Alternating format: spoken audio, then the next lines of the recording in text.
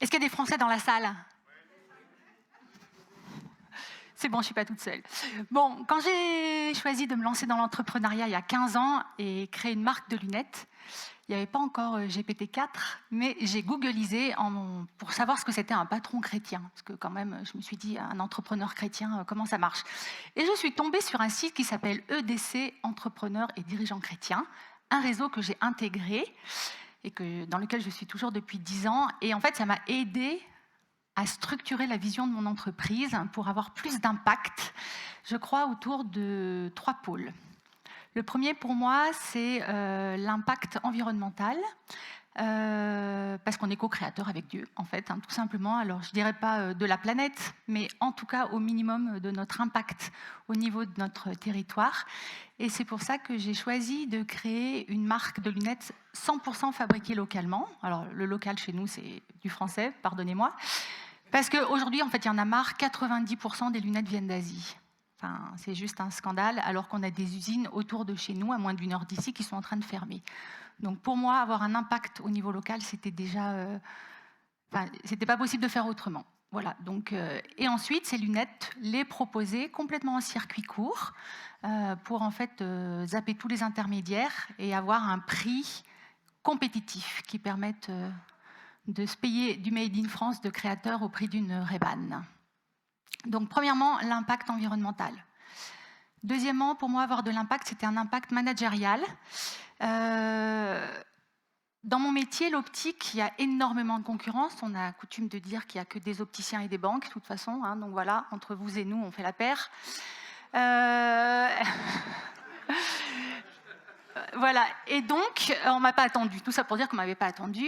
Et en fait, notre métier est en train de changer vers un système vraiment de grande distribution, c'est-à-dire des magasins avec énormément de trafic, des collections très homogénéisées. Globalement, vous allez à droite et à gauche, vous trouvez les mêmes modèles. Et du coup, on se retrouve avec toute une génération d'opticiens qui a complètement perdu le sens de son métier, qui n'a pas le temps de chouchouter son client. Et donc, créer KLS Lunettes, c'était en fait rassembler une communauté d'opticiens autour du Made in France, mais aussi de leur permettre vraiment de chouchouter les clients. Donc chez moi, par exemple, il n'y a pas de notion de timing sur les ventes, il n'y a pas d'objectif de vente, alors que dans les autres enseignes, vous ne le savez pas forcément, mais quand vous rentrez, vous êtes filmé, et le vendeur en face de vous, il a à peu près 30 minutes pour faire la vente, et il doit vous en coller pour entre 800 et 1200 €. Voilà, avec 2 options. Voilà, et comme ça, il est content. Voilà, donc chez nous, tout ça n'existe pas. Donc, permettre vraiment l'épanouissement des collaborateurs, on va dire toute la notion de la parabole des talents. Et puis, innover aussi au niveau du développement de l'entreprise en mettant en place ce qu'on appelle de l'entrepreneuriat. C'est-à-dire, chaque fois que j'ouvre un magasin, je propose à mon équipe opérationnelle d'être co-associée à 50%. Donc, la marque 50%, l'équipe 50%. Et en fait, ce faisant, tout le monde est hyper impliqué et on les accompagne avec tout un coaching en gestion, en finance, en stratégie, en communication, en management, etc. Vraiment faire grandir les talents. Et ça cartonne. Parce que les gens sont vraiment contents de bosser et puis accessoirement de se constituer leur propre capital, puisque voilà, quand on est co-associé, le jour où on vend ses parts, on peut partir à la retraite normalement tranquille.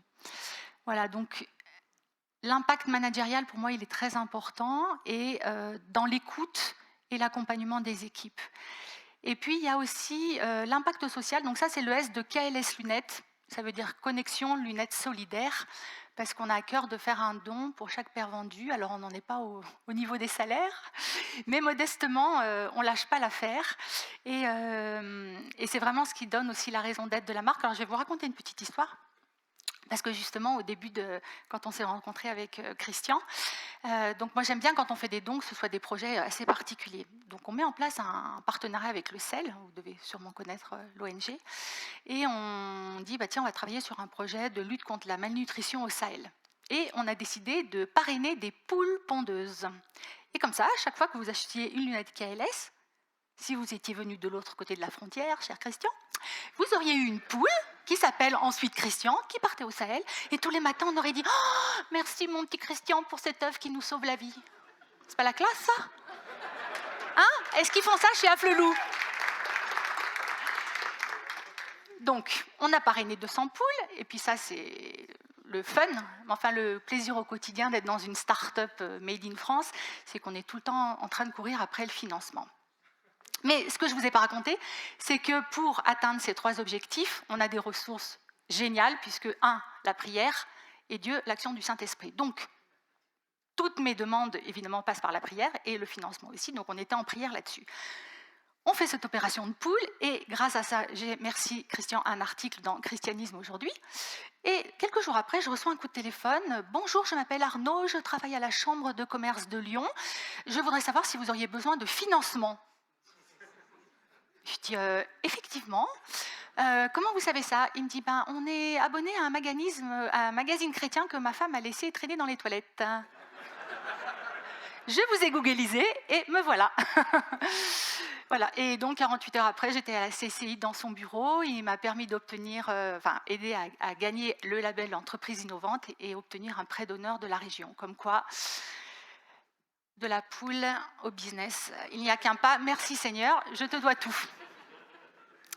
Je ne sais pas si vous savez que quand on monte une boîte, le plus important, c'est de bien choisir ses associés, n'est-ce pas? Donc moi, je me suis dit qu'il fallait taper assez haut, très très haut même. J'ai appelé ma boîte Esprit Créateur. Vous avez compris qui était l'associé quand même. Je ne vous fais pas un dessin, voilà. Esprit Créateur. Et donc, en fait, le moteur de tout notre engagement, c'est vraiment la prière. Tout passe par la prière et c'est assez exceptionnel. Je vais vous donner là aussi des exemples. Un jour, j'ai un de mes associés qui passe au magasin et qui me dit « Oh là là, Audrey, je te vois soucieuse, qu'est-ce qui ne va pas ?» Allez, viens, on se met à l'écart, on prie. C'est quoi tes 3 priorités? Alors, je dis « Ok, priorité numéro 1, il me faut quelqu'un pour le développement, j'en peux plus, je suis épuisée. Priorité numéro 2, il me faut quelqu'un pour la qualité, parce que je dois monter en compétence sur des normes AFNOR, rédiger plein de process, j'ai pas le temps. Priorité numéro 3, il me faut quelqu'un pour le design, je ne peux plus dessiner toutes les collections, il faut qu'on densifie la structure, donc il me faut quelqu'un. Parfait, on se met à côté, on prie. 2 jours après, je suis en salon. D'un coup, se plante devant mon stand une dame qui me dit « Vous n'auriez pas besoin d'un designer ?» Je dis « Si ». Elle me dit « Eh bien écoutez, ma nièce Amélie, qui travaille pour la plus belle marque de lunettes française, vient de revenir sur Lyon, elle cherche un boulot. » Donc j'ai « Tenez ma carte !» Le soir, j'avais son book et le lundi, elle commençait à travailler pour nous. Et depuis, elle dessine toutes nos collections de lunettes et l'agencement de nos magasins, que vous verrez, sont assez exceptionnels. Et c'est pas tout. L'après-midi, c'était un salon, waouh, il y a une nana qui vient au stand et elle me dit « Oh, Audrey Catose !» Je dis « Oui, c'est moi. » Elle me dit « Oh, je suis trop contente de vous retrouver. En fait, vous avez fait un TEDx sur notre campus et depuis, je rêve de travailler pour vous. » Je dis oui. Elle me dit alors écoutez, je vous explique. Moi, je fais du développement commercial pour un énorme labo. Je suis en reconversion. Ils me payent mon MBA. Je cherche un stage de 18 mois. Je suis payée par ma boîte. J'ai pas besoin de salaire. Est-ce que je peux travailler pour vous? C'est pas bien ça? Et c'est pas fini. Elle repart, elle revient, elle me dit oh, est-ce que je peux vous présenter ma copine Marie? Je dis oui, c'est qui Marie? Elle me dit ma Marie, elle était aussi au TEDx et puis après, en fait, elle vous a contacté sur LinkedIn, elle a été super contente parce que vous lui avez répondu et elle cherche aussi un stage. Je dis oui, très bien. Et ben elle bosse au service qualité de Renault Trucks. Voilà. Donc ce que je voulais dire par là, c'est que j'ai fait vraiment la prière d'avoir une entreprise qui avait un impact. Et en fait, je me rends compte que c'est Dieu qui a un impact dans ma vie. Voilà. Donc, j'arrive avec mes 5 pains et mes 3 poissons et je lui demande vraiment de me mettre au bon endroit, au bon moment. Voilà. J'aime bien dire que, en fait, mon job de chef d'entreprise, c'est 50% guerrière, parce qu'on se tape le prévisionnel, la recherche de financement, le design des collections, la production, la communication, la distribution, le management, les RH, enfin tout le bazar. Et en plus, on est dans les magasins pour remplacer Pierre-Paul Jacques qui est malade. Enfin voilà, on est tout à fond. Mais aussi 50% bergère. Et là, c'est tous les matins, je prie et je dis Seigneur, aujourd'hui, qui tu vas mettre sur ma route? Arrête-moi. Arrête-moi dans mon speed et dis-moi où est-ce que je peux être en bénédiction. Voilà, qui je vais pouvoir accompagner, encourager. Des fois, c'est pas grand-chose. Je vais vous donner un exemple. Samedi dernier, j'étais en magasin Et puis, il y a un couple qui passe devant la vitrine. Alors, je sors, je dis « Bonjour, on est opticien, mais fabricant, on vient d'ouvrir et tout. » Ils disent « Non, non, non, on n'a pas besoin de lunettes, on vient juste d'emmener notre fils à l'hôpital aux urgences, donc on se promène. » Je leur ai dit « Ben, écoutez, il fait hyper froid, rentrez vous mettre au chaud, je vais vous offrir un petit café. » Je ne sais pas pourquoi j'ai dit ça. Hein. Et puis, et je voyais qu'ils étaient soucieux. Et je leur dis « Oh là là, vous devez être inquiets. » Et ils me disent oui, parce qu'en plus, il avait trouvé un boulot lundi, il devait commencer, visiblement il s'est cassé le pied, ça va être compliqué et tout. Et là, je me dis, j'y vais pas. En fait, je suis croyante. Est-ce que vous accepteriez que je prie pour votre fils? Il s'appelle comment?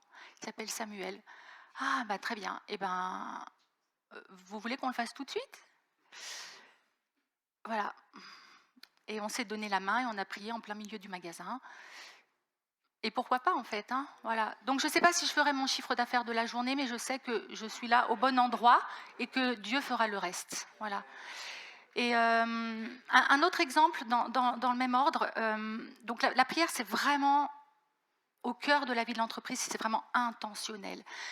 Donc début 2024, vous savez au moment où on s'envoie tous les petits SMS, paix, santé, bonheur, blablabla, blablabla. J'ai dit moi c'est bien beau ces petits SMS, mais c'est pas de l'écrire qui va le réaliser. Par contre, des fois de prier, ça marche. Donc on a décidé qu'on mettait un groupe de prière dans les magasins. Donc on fait, avec mon associée est croyante, hein, heureusement, parce que sinon elle ne me suivrait pas. Et donc on fait un petit message WhatsApp sur le WhatsApp Family. Donc on a plein de WhatsApp, hein, comme chez vous, hein, j'imagine, mais là c'est Big Family, donc tout le monde de chez tout le monde, même les stagiaires, les alternants. Et on dit voilà, au moment où on souhaite les vœux de bonne année, vous savez, vous connaissez nos valeurs chrétiennes et on a à cœur, voilà, et c'est la source de notre motivation et de notre énergie. Et on voudrait mettre en place un groupe de prière, que vous sachiez que le jour où vous avez besoin, quel que soit le sujet, personnel, professionnel, votre santé, vos enfants, votre belle-mère, pas sur ce groupe WhatsApp, mais par message privé, on aura à cœur de vous soutenir dans la prière. Moi, c'était quand même un peu osé hein, de lancer ça. Hein. Sachant que j'ai des associées musulmanes, juives, enfin voilà, c'est super. Et donc, on lance le message. 2 minutes après, j'avais 3 sujets de prière. 15 jours après, réunion d'associés. Et là, bam! Oui, quand même, Audrey, on voulait vous dire, on connaît vos convictions, mais quand même, ça n'a pas trop de rapport avec le groupe de travail. Ça nous a quand même un peu surpris. On s'est dit que là, vous aviez peut-être un peu fumé la moquette. Et là, en fait, la question que je voulais vous dire, c'est qu'on peut avoir un impact, mais est-ce que parfois on doit se laisser voler son impact? Vous voyez la question à l'envers. Et là, je me suis dit, punaise, j'avais toutes les associées, comment on gère le truc? Et je leur ai dit, ok, vous avez raison, c'est pas l'objet dans ce groupe de travail. Et c'est pour ça qu'on a dit qu'il fallait le faire à côté. Mais on assume, on est croyante. On croit en un Dieu du quotidien qui agit dans l'entreprise et dans nos familles. Et d'ailleurs, si je ne croyais pas en ça, il y a longtemps que j'aurais fermé la boîte. Et personne d'entre vous ne serait là. Parce que franchement, comme on le disait tout à l'heure, si on pouvait refaire ça, non, je ne referais pas ça non plus. Tiens, d'ailleurs. Même les 4 enfants, d'ailleurs. Hein. Mais ça, vous coupez au montage, merci. Il y a mon fils dans la salle. Et donc, je lui dis, chère Nora, je vais vous raconter une petite histoire. Donc, Nora, c'était la personne qui avait pris la parole au nom de tous les associés. Je lui dis, voilà, vous savez qu'on est en grosse difficulté de recrutement sur le magasin de Mâcon. Il y a 15 jours, enfin, je trouve la pépite.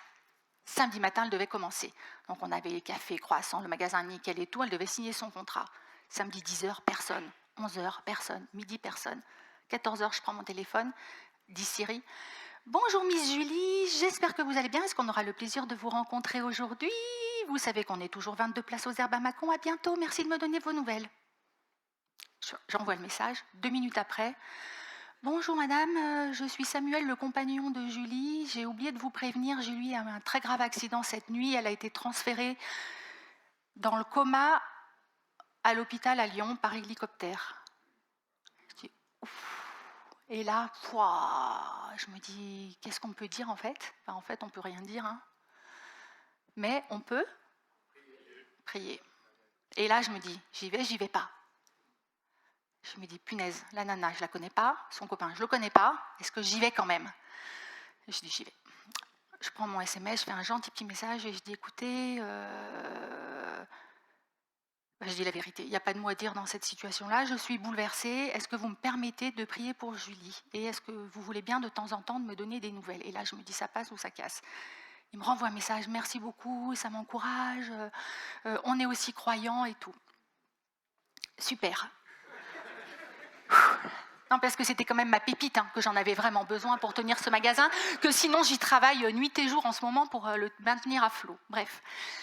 Et puis, donc, tous les 48 heures, j'envoie un petit message pour avoir des nouvelles. Et là, ça descend, ça descend, ça descend, ça descend. Le dimanche, je reçois un petit message. Le dimanche soir, on a failli la perdre à plusieurs reprises.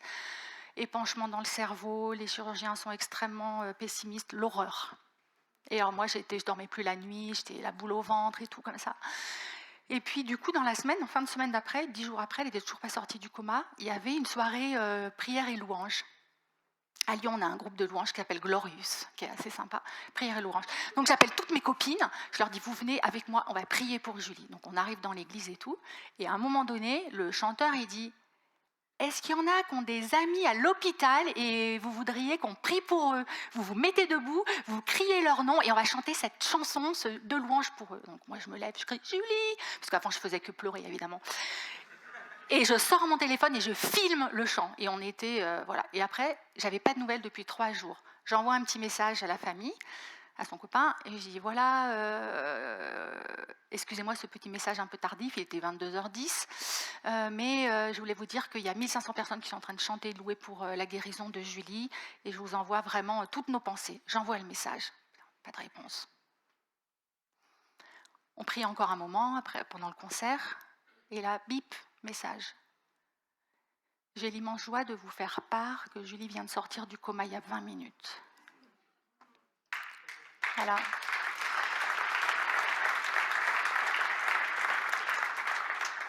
Cette histoire, je l'ai racontée à toutes mes... J'étais donc en train de la raconter à mes associés, ils ne le savaient pas. Je leur dis, voyez Nora, un jour peut-être, vous serez bien contente qu'on ait mis en place ce groupe de prière, parce que Dieu intervient, il a un impact chez KLS et peut-être dans votre vie. Et c'est pour ça qu'on ne lâchera rien. Voilà. Donc pour moi, avoir un impact, c'est vraiment avec ce que je peux. J'ai aujourd'hui que 7 magasins, on est 25. Mais ce que je voulais dire aussi, c'est que l'impact, c'est être positif tous les jours. Quand vous rentrez dans un de nos magasins, il y a de la couleur, il y a des petits fauteuils en velours, on vous offre le café, les montures sont de toutes les couleurs, les gens sont joyeux. Voilà. Si vous voulez avoir un impact positif, soyez positif, quoi. Enfin, combien de chrétiens font peur, hein? Non mais... Voilà. Mais vous inquiétez pas, j'en fais aussi en noir et en écaille, des lunettes.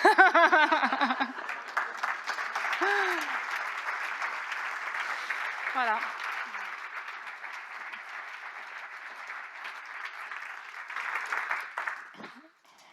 Je voulais juste vous dire 2 petites choses. Une petite chose, si un jour vous passez à Lyon, venez visiter les magasins parce qu'il y a plein de petits messages codés.